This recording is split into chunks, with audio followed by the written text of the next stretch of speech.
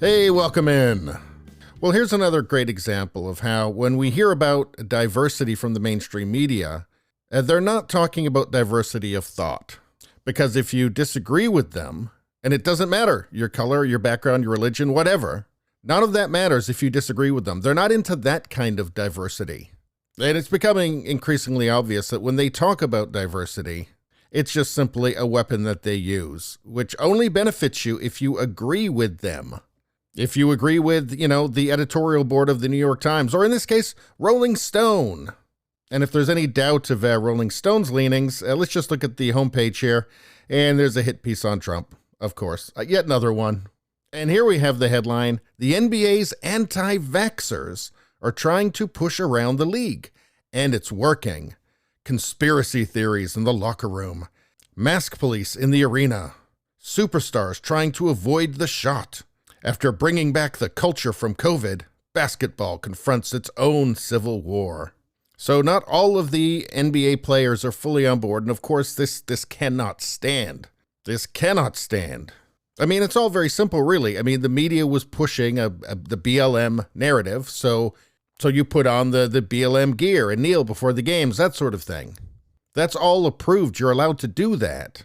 Now the narrative is that you must get the jab. Regardless of your health status, regardless of your age, none of that's important. You've been told to do it. And if you don't, you're a conspiracy theorist or an anti-vaxxer. Now, it's my feeling that people can make up their own mind about it. And they can weigh their own risks. They can look at their age. They can look at comorbidities. We know that this thing is heavily weighted towards the elderly. And there are health factors that matter. And I would also say the fact that it's new medical technology and there are no long-term tests because, well, you have to wait for the long-term part, right? To know what the long-term consequences are. That's not a crazy thing to be hesitant about. Again, it should be up to the person. It should be up to the individual to make up their own mind. They can weigh all the different factors. And this is no comment on the jab itself. I just don't think it's crazy for somebody who's at very little risk, like an elite athlete. I don't think it's crazy for them to have some hesitancy in that case. But I'm not the Rolling Stone. The Rolling Stone says they're conspiracy theorists and anti-vaxxers. It's quite possible to be a little hesitant about this one and not be generally anti-anything. But I forget that's not the narrative. I keep forgetting what the narrative is. So anyway, the Rolling Stone is not going to put up with this. Absolutely not. Well, here's what CNN has to say with it. The Point with Chris Cillizza. The NBA is back. Unfortunately, so are its COVID-19 skeptics. And look at this headline. So are its COVID-19 skeptics. Are they skeptical about COVID-19 or that it exists? Or maybe some of them are. I don't know. But, being hesitant about a brand new medical technology, that is not the same thing as coof skepticism. So why is that the headline?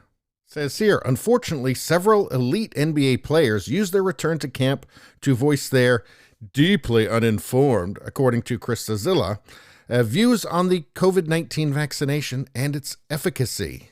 He says, consider, Washington Wizards star Bradley Beal offered up this analysis of the merits of the vaccine. Quote, I would like an explanation, people with vaccines, why are they still getting the coof?